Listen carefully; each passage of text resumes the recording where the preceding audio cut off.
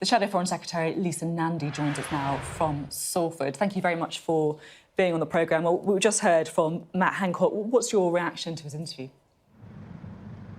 Well, I'm angry, to be honest. I've been watching, like everybody else, the case rates rising for several weeks and seen every day this week we've raised with the government the fact that this new strain of the virus surely means that Christmas plans have to be revised. And yet every day that concern has been dismissed, ridiculed by the Prime Minister in the House of Commons on Wednesday, only to find yesterday that people have made plans over the last week that now lie in tatters, with very little time to sort that out before Christmas, and that the virus has been allowed to spread. Over and over again we've seen the same pattern, a Prime Minister who rejects the evidence, who ridicules and mocks people who raise concerns, who dithers and delays, and then ends up having to change his mind at the 11th hour. This is how a country that has pioneering scientists and a healthcare system that is the envy of the world ends up with the worst number of deaths in Europe and the worst recession of any major economy. We just cannot continue like this. Because what Matt Hancock and the government would argue is that they couldn't have predicted the new variant. They only got the evidence on Friday of transmissibility. I understand, the difficulties that many have and the anger many feel towards the way this policy has been communicated, building up people's hopes, taking them away again. But is the policy itself the right thing to do, something that Labour supports? It's absolutely the right thing to do to bring in tougher restrictions around Christmas, and I think most of the country could see for several weeks that this is where it was going. We didn't know about the new strain of the virus a few weeks ago, but we did know that case rates were rising at an alarming rate in some parts of the country, particularly in London and the South East. And Matt Hancock came to the House of Commons on Monday to report that there was this new strain of the virus, which he said at the time was particularly virulent. The government did know that this was an emerging problem, and yet 2 days later the Prime Minister went to the House of Commons, mocked and ridiculed concerns that were raised about it, and said that those who were concerned about it, like Keir Starmer, the Labour leader, were seeking to criminalise people and to cancel Christmas. The trouble with all of this is that it's the government that is always too slow to act on the evidence that is in front of them in plain sight. And we've seen this over and over again over the last 12 months, and that is why we're in this situation right now. Going into the new year, I didn't hear anything from Matt Hancock that suggested that the government is really going to get a grip on this. We'll have schools returning in the first week or so of the new year. They've really got to start getting mass testing rolled out in schools, get a grip on test, trace and isolate, and make sure that they execute the vaccination plan properly so that we can get that rolled out across the country. On schools specifically, should the government be considering closing schools in Tier 4 areas where the virus is increasing? I think schools should be the last thing to close and the first thing to open. We've said that all year, and the reason for that is because we've seen what is happening to children when they have prolonged periods of absence from school. We'll be living with the consequences of this for generations to come if we don't get this right. So I understand you think it should be the last thing, the last resort, but is that something that should be considered as a last resort if infections are still rising?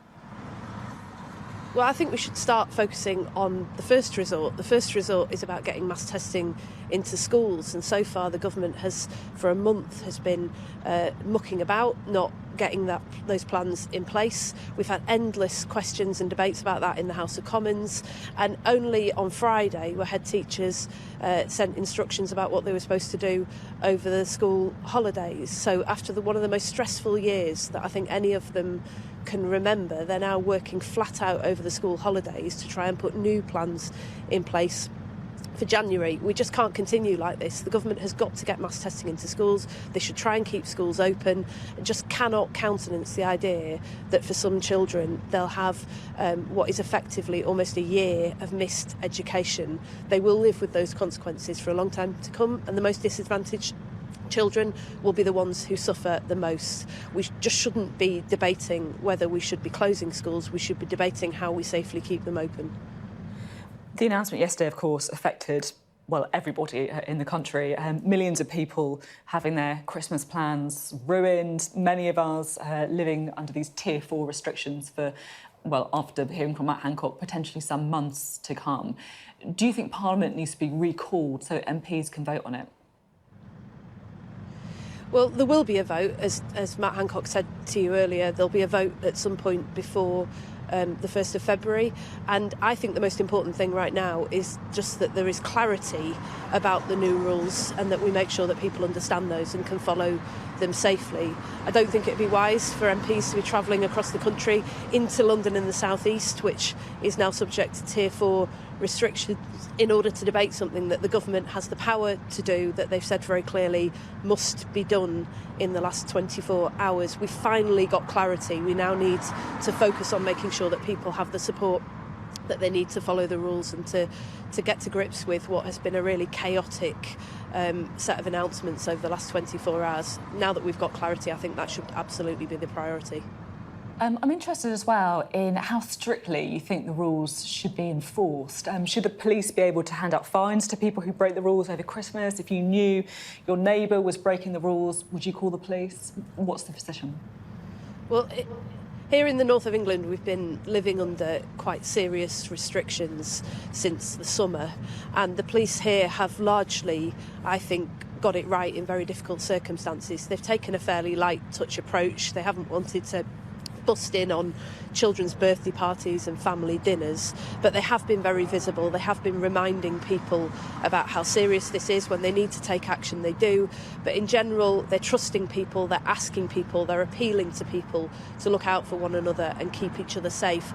And I think most of the country is absolutely trying to do that. Where we run into problems is not so much about enforcement or lack of enforcement. The problem is when people are confused about what the rules are, and that's why it is so serious that the Prime Minister on Wednesday was saying in the House of Commons that Christmas would absolutely go ahead as planned, that there was no chance at all, it would be inhumane, he said, to cancel Christmas, and then just a few days later is saying something different. We just cannot have a Prime Minister continuing to make promises that he knows he cannot keep. We've seen this all year. We just need a far better communication from this government, far more honesty. Matt Hancock told me that he had called his mum to say that, Christmas was off. How are you planning on spending Christmas? Yeah, I called my mum as well, actually, and Keir had a phone call with the Prime Minister yesterday ahead of the announcement, and one of the first things I did was to call my mum just to talk about Christmas. We were always planning a very small, quiet family Christmas. We're in a support bubble with my mum, and so we're planning to continue that. But it is hard because I do have family members who are going to be spending Christmas alone this year. That's not something any of us really wanted to see, but we're just trying to do what I think everybody else is trying to do, which is to say, this has been one hell of a year, and we've just got to chalk it up to 2020. This is what it's been like. And hopefully this time next year we'll be in a far, far better position if we all stay safe and follow the rules and look after each other. It does feel like quite a universal reaction. First thing you do is you want to get on the phone to your mum to try and work out what on earth her to do in the situation that we're all in. Of course, top of everyone's mind this morning is the COVID restrictions, what it means for them and their families. But it's right to touch on Brexit as well, because we've just got 11 days till the end of the transition. If there is a deal, is Labour minded to back it? We'd be minded to back it, but we don't know what would be in it. And we've had, over the last few months, we've had a Prime Minister that has broken promises over and over again, that has tried to use the Good Friday Agreement as a bargaining chip in negotiations, and has threatened to tear up international law in order to get his deal through. So we want to see that deal first. We don't trust that the Prime Minister will come back with a deal that's in the national interest, but we've always said that we think that a deal is absolutely essential. No deal would be a disaster for many businesses and people across this country. So we would be minded to support it, but we need to see what's in it. What we hope most of all is that the government will get its act together in these last 11 days and make sure that there is a deal and that people aren't waking up on the 1st of January in the middle of a global pandemic with all of the chaos that a no-deal Brexit would bring. It's interesting, isn't it? You say there that Labour's always been of the view that you'd like to see a deal. At the same time, though, if I kind of rewind to the not too distant past, you've always been someone who's talked about the importance of honouring the result of the referendum, you seriously considered backing Theresa May's deal at a time when Keir Starmer was actually arguing for a second referendum. Is he finally catching up with you? I think it's more a question of the options that we've got in front of us and confronting those realities. The truth is that the question was fundamentally settled last December at the general election when the Prime Minister won a majority, an 80-seat majority, with the promise to get Brexit done. The option of a second referendum is gone. We have left the European Union, we left in January. So the option is, do we have a deal or do we not have a deal? Do we continue to trade? Do our businesses continue to thrive?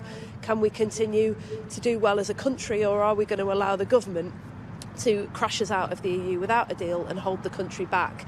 And that, on that, I think the Labour Party is completely united. We have got to go forwards. We've got to stop the disunity and the division that has held the country back over recent years, and we've got to get a good deal. And Keir and I are absolutely of one mind about that. OK. Lisa, Nandy, thank you very much indeed for being on the programme. Thank you. Thanks.